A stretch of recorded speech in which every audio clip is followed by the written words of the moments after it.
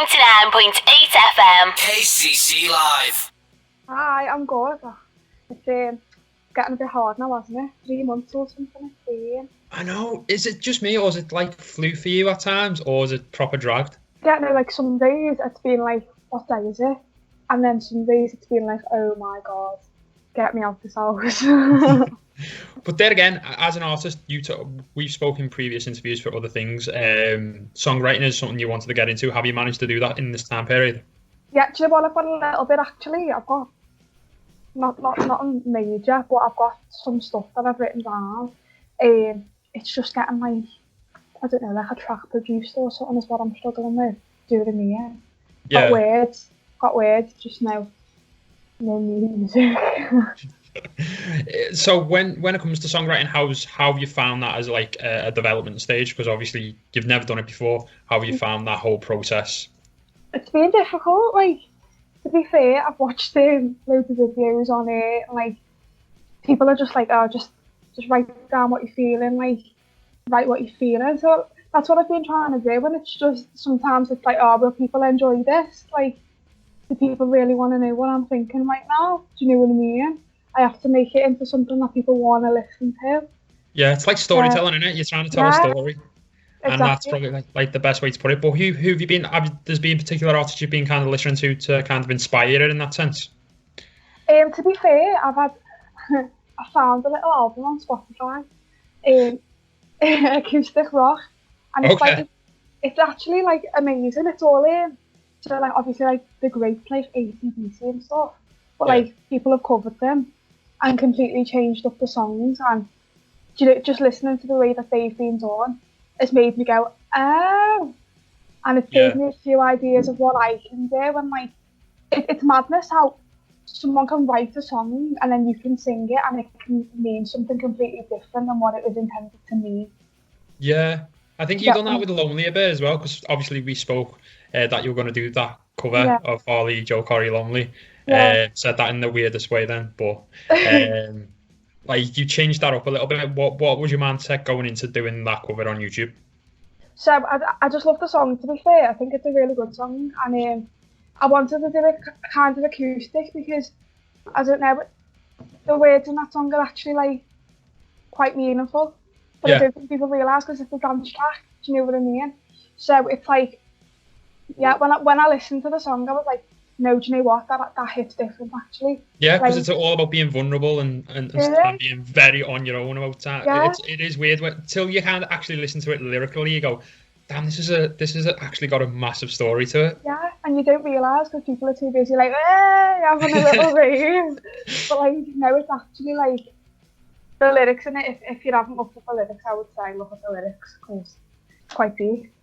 Obviously, being on X Factor, which we'll get to in just a little minute, but another thing we've spoke about previously on other interviews is your like very mixed taste in music. Yeah. So, what else have you been listening to lately? Oh God, what haven't I listened to? So obviously, because I've done musical theatre in uni, I have you heard of the Book of Mormon? I have now, yes. Oh my days! Interview, yes. The soundtrack for that is unbelievable. Like, to be fair, it's quite offensive, but just the orchestration of the whole, all of the pieces are just amazing. And then I've got loads of the Book of Mormon at the minute. I've still got Ella Fitzgerald, always. Yeah, I know you're a big fan. Yeah, like modern day, obviously it's still Becky Hill because I love Becky Hill. It's have you seen? She did like a bedroom mix. Yes, I did. I saw a brief. I only saw like 10 seconds of it. Have you seen the whole thing? Yeah, I watch it daily. Another one who's done something similar to that is Pixie Lott. I've seen she's been doing like covers on Instagram, which is like bedroom covers or something, which is like amazing. That's another one vocally no one really talks about. Like Pixie Lott's got such a massive range, like yourself. Does that make it tough when it comes to picking songs to, well, first of all, writing songs, and then if you want to choose a song as well to cover? Yeah, do you know what? Like, when I'm looking for covers, I can try about 10 songs before I go, oh, this song sounds okay. It's like, I don't know, I think I've got like a weird voice, not weird, but like the tone of my voice isn't like a normal pop star, I wouldn't say. Like, so finding songs that suit me is quite difficult. So I feel like going forward, the only way I'm going to be able to carry on is writing my own stuff, because it's me then. Yeah. And I can't compare. Do you know what I mean? And how have you found that, also being from Liverpool as well, where one for always supporting our own? What have you made of the Liverpool music scene? Obviously, you was part of the LMA Choir on X Factor, which you've just left, which we'll get into in just a little bit. But how have you found that, being a part of the Liverpool music scene? It's really good, to be fair. Like, over lockdown, it's given me a chance to like reach out to other people and like see what everyone else is doing. Yeah, and like, to be fair, the past few weeks I've made more connections than I have the past year. So I suppose a few good things have come out of staying at home. Yeah, it's one of them. Even though we're all not seeing each other, we're all still sort of connected, you know. Yeah. Weird way. Imagine if we did have social media. I know, it'd be crazy, wouldn't it? I wouldn't cope. But obviously, let's talk a little bit about your journey on X Factor. Obviously, the story behind it, you've told me this before, but share it with everyone how you got involved and LMA got involved with X Factor. So when I was in my first year of uni, I got an email off the head of department, and she was like, "Oh, we've got a great opportunity coming up. Would you be interested?" She didn't say what it was, and I was like, okay. She was like, "Are you free on this day to come in for the rehearsal?" I said, "Yeah, fine."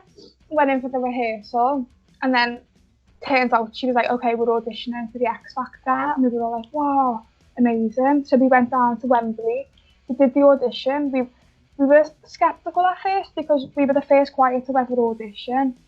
No one had ever seen a group that big on the X Factor.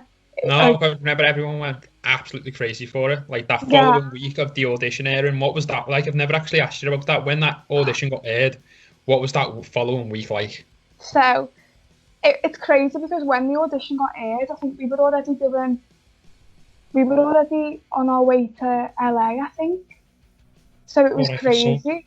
we were already like halfway through the show. Do you know what I mean? So we all got to watch the audition together, and it was just a madness. And people were like mixed responses. It was like, "Oh, why didn't they audition for Britain's Got Talent? That's more of a platform for them." And then I think we've seen that previously from Britain's Got Talent. I think there've been a few choirs on, but carry on what you were saying. Yeah, no. So it's just we got why haven't they been on Britain's Got Talent? And then we've got other people were like, "Wow, why hasn't this been a thing before? This is really good." So really mixed responses, but on the whole, it was positive and it was really nice.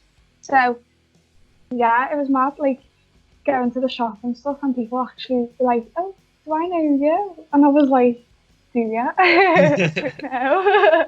It was amazing. Now I loved it every minute.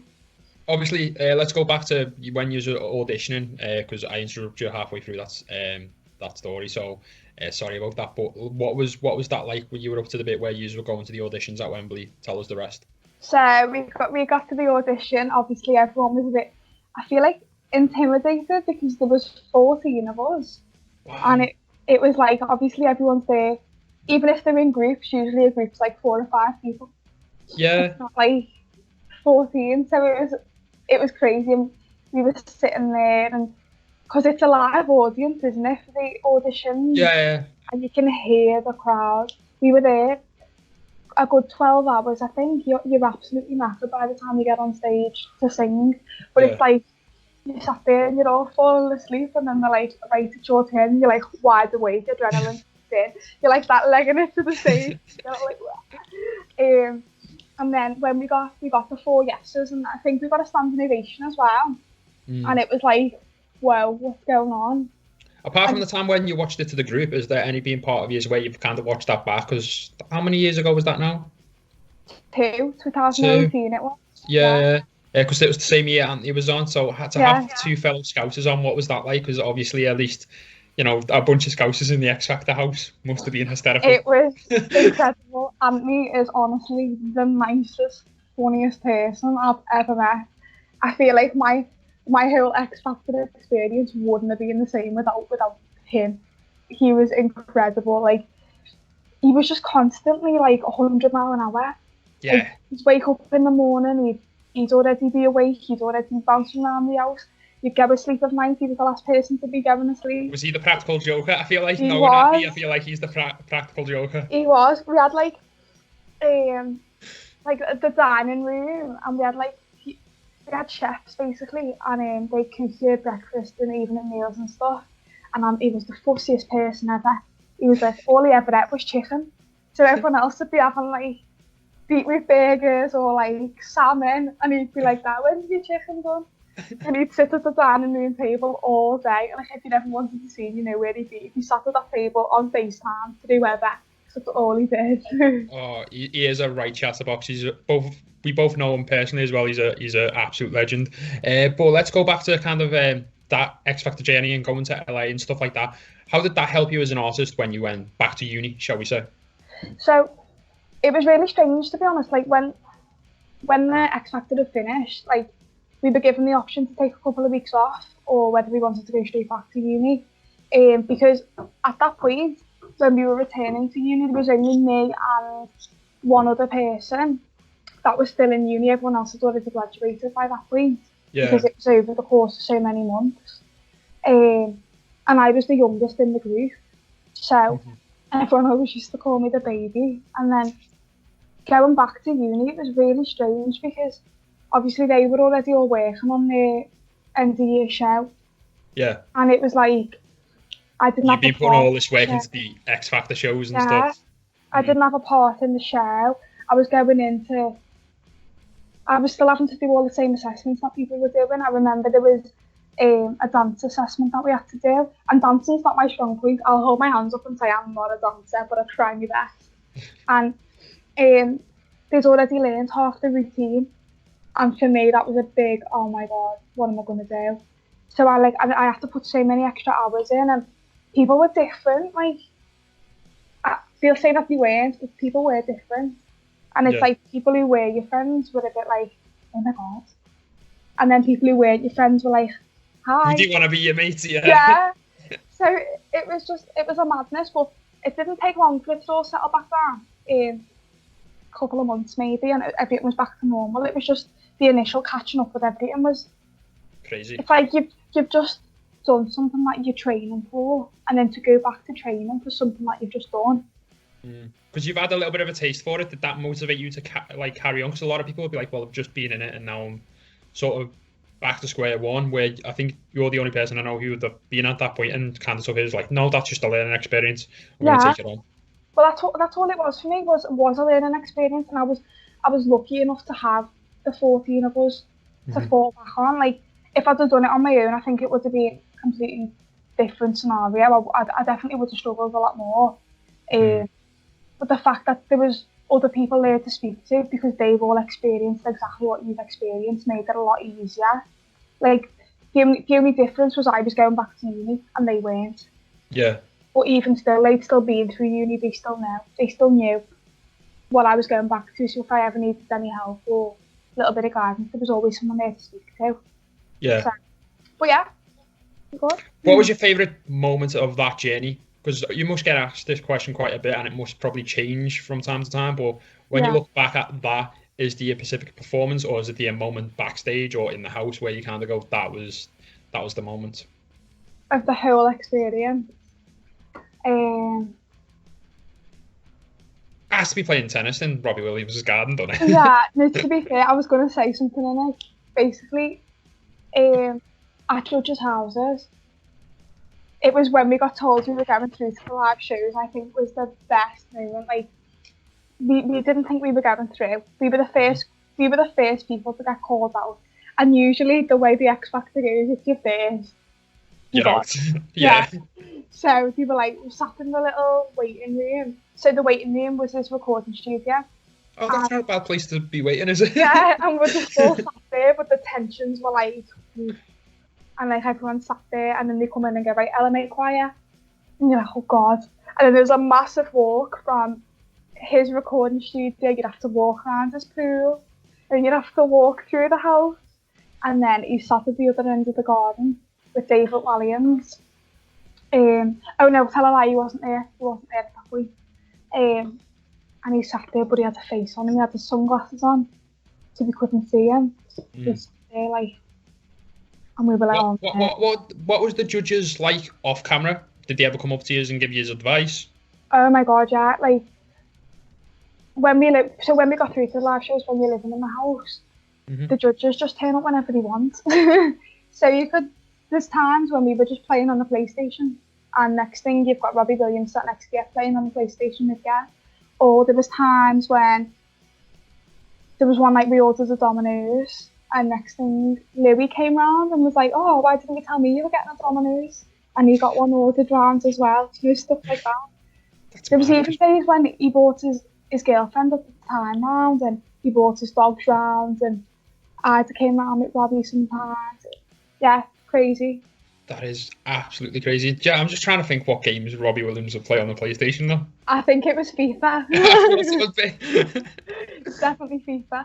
And there was even like times when it weren't even the judges that were just coming in, like Stacey Solomon was in a lot. And she's legend. She's the funniest person I've ever met. When it comes to the social media side of it as well, because we being in the media myself, and we see it a lot, especially when you like because you're trusted with the X Factor into this limelight and sort of have to deal with that. How was it like actually backstage and being a part of the X Factor team, so to speak, for the series? Okay. What was that like?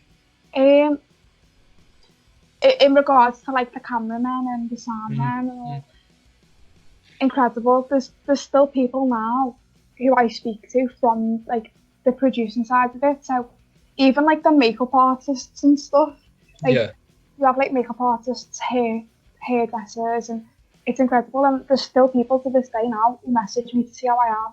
Like I used to go to the same woman every day. Her name was Alice, and she'd do my makeup every day. And it got to the point where she at the start she's like, "What do you want?" And I'm like, "Oh, I want orange or whatever." And then it got to the point where she's like, "Do you trust me?" And I'm like, "I trust you, Alice. Go on, paint your face." So again, I still speak to them. They're incredible. Like, I think they should get more credit. You know, you don't realise how much work goes into them shows, because I didn't realise that you've got the runners and everything. I didn't even know what a runner was. Yeah. So yeah, it kind of opens everyone's eyes up, because obviously, like, even if you're a uni student, if you're at LMA or you're at LIPA, there's going to be bits of the industry you're not told fully how to deal with. And going back to like the X Factor experience, because a lot of it has been brought up with like other TV shows with like social media and stuff. So like people being very overly critical or praising you. What was that kind of like? Was you trained in how to deal with that? Did they give you the support system while you were a part of the show? There was at one point where, so before you actually, I can't remember the exact point, but there was a meeting at one point where they went through your social media with you in case you posted anything that could be deemed as offensive, or and they tell you, like, they give you advice on what to do if you posted. Because we never hear of that at the media. We don't hear what these TV shows do. It's just when it goes bad, people jump on it, and I just feel like, you know what, there's probably people there that help most of the contestants. When we lived in the house, there was a lady, her name was Jane, and she acted like like a nanny in a way. If there was ever any problems, you'd speak to Jane. So yeah, there was plenty of times where I'd spoke to Jane, like, even to the point where I didn't like the toothpaste that was in the house, because it sounds ridiculous. I know it sounds ridiculous. I didn't like the toothpaste. It sounded like a diva, but no. It's not Colgate. I don't want it. There was a reason for it, but she even went out and got me new toothpaste. Do you know what I mean? Was the mouthwash all right? The mouthwash was fine. The shampoo was great. It was just the toothpaste. But no, yeah. So there was always someone there if you'd ever needed to speak to anyone. Jane was the woman. So you look at that journey now, and you kind of look at the songwriting. That's what you're working on at this precise moment. And you said you don't really like being on like theatre stage and whatever. Did you prefer it being on the X Factor stage?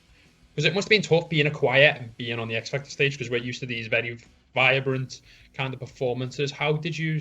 Obviously, you probably had songs in your arsenal, obviously being a choir. going into the competition. How did you deal with it, like the presentation wise? Was that all new to you, or did you just have a certain idea of that's what we want to do? Yeah, right. Luckily for me, because I've done musical theatre and I was doing musical theatre at the time, Mm-hmm. I was savvy with the dancing. It weren't like, even though I didn't pick it up as quickly as other people, I was like, Mm-hmm. I can do a two-step, do you know what I mean? I can move a bit. So yeah, like working with the choreographers, you only get like 10 minutes some days with them.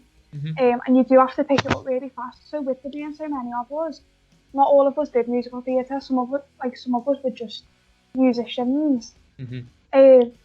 So for them it was particularly hard, and we had to put so much more extra time in than the other groups. Like we'd go in the garden and we'd be practicing our routines, and obviously we didn't have some of the graphics that the solo artists had, but because there were so many of us, I don't feel like we needed. I feel like with you as well, being a choir, it was very more on the vocal side of and things the stage rather than was the full. presentation. Yeah, because there were so many of us, the stage was full. You didn't need to fill it with like dancers and stuff.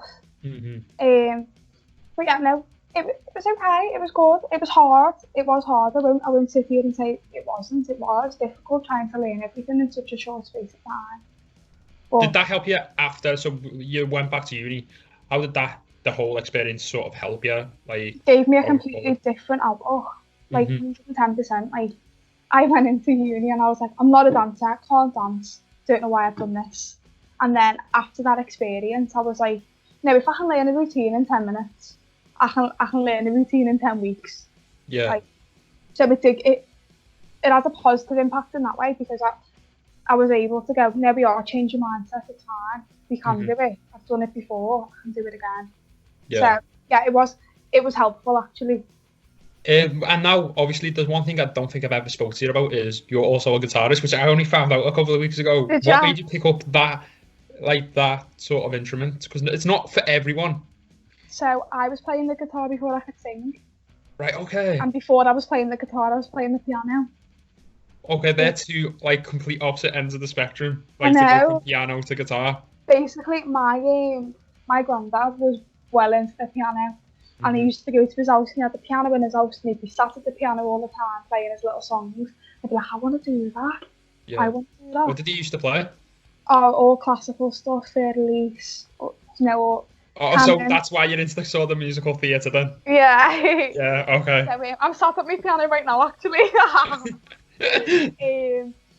So yeah, no, he was always banged into it, and I was like, oh, I really want to get into it. So I said to my dad one day, I want to play the piano, so we got piano lessons, and then unfortunately the woman that was teaching me wasn't very well, so she had to stop.